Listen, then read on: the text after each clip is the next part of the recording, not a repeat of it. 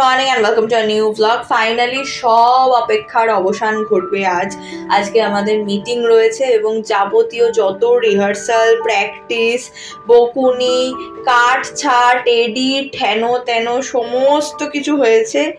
আজকে তার ফাইনাল আউটপুটটা আমরা সবাই দেখবো যে আমরা কি করতে পেরেছি। তো লাঞ্চটা আজকে বাড়িতেই ছিল, নেমন্তন্ন ছিল অফকোর্স, কিন্তু বাড়িতে।